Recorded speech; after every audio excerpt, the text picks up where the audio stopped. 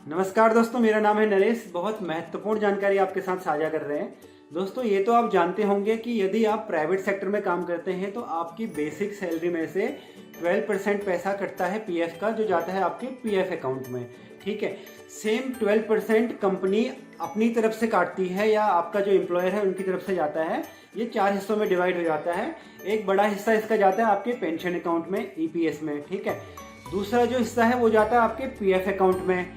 तीसरा दोस्तों एक स्मॉल सा जो पोर्शन है वो जाता है इंश्योरेंस में। और चौथा ये मेंटेनेंस के लिए, जो आपका अकाउंट वगैरह मेंटेन कर रहे हैं, ये उसका चार्ज हो जाता है। ठीक है, तो यहाँ हम बात कर रहे हैं जो पैसा इंश्योरेंस का कटता है उसका।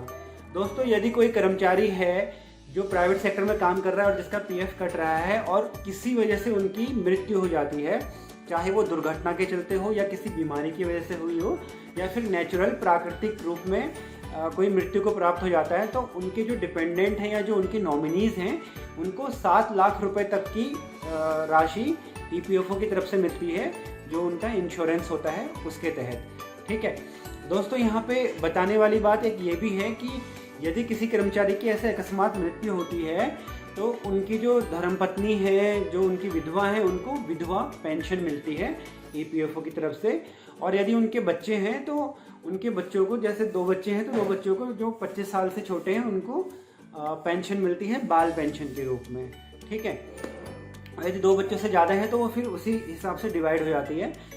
और यहाँ पे बताने वाली बात एक ये भी है कि यदि अगर किसी कंडीशन में जो विधवा हैं, जो उनकी धर्मपत्नी है, अगर उनकी भी मृत्यु हो जाती है तो ये जो पेंशन है, जो बच्चों को पेंशन मिल रही होती है बाल पेंशन, ये अनाथ पेंशन में कन्वर्ट की जा सकती है। इसको अनाथ पेंशन में कन्वर्ट कर सकते हैं, जिसमें फ़ायदा ये होता है कि बाल पेंशन जो है वो थोड़ी कम मिलती है और अनाथ पेंशन थोड़ी ज़्यादा होती है उससे।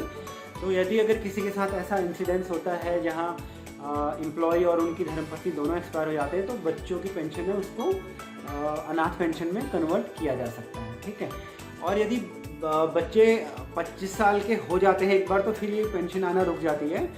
अगर बच्चे विकलांग हैं या दिव्यांग हैं, किसी वजह से फिजिकली या मेंटली चैलेंज हैं, तो उस केस में ये जो पेंशन उनको मिलती है ये फिर ताउम्र उनको मिलती है। जब तक वो जिंदा रहते हैं तब तक ये पेंशन ईपीएफओ की तरफ से दी जाती है। तो दोस्तों, आज की वीडियो में यही था। ज़्यादा से ज़्यादा इसको शेयर करें। बहुत सारे लोग ऐसे होते हैं जिनको पता नहीं होता कि इस तरह का भी कुछ प्रावधान होता है। जो हमारा पीएफ है उसका एक पोर्शन इंश्योरेंस में भी जाता है। कई जगह ऐसा होता है कि एम्प्लॉय की मृत्यु हो जाती है और उनके घर वालों को पता नहीं होता कि इंश्योरेंस भी होता है और वहाँ से भी सहायता फाइनेंशियली मिल सकती है करके। तो ज़्यादा से ज़्यादा इसको शेयर करें। अगर किसी के साथ ऐसी दुर्घटना होती है तो एटलीस्ट वो इसका बेनिफिट, उनके जो नॉमिनी है उसका बेनिफिट उठा सके और उनको थोड़ा फाइनेंशियल हेल्प मिल सके। ठीक है दोस्तों, कमेंट बॉक्स में कमेंट करके बताएं वीडियो कैसी लगी। अगर ऐसे ही और जानकारी वाली वीडियो आपको चाहिए होती है प्लीज़ सब्सक्राइब करें चैनल को।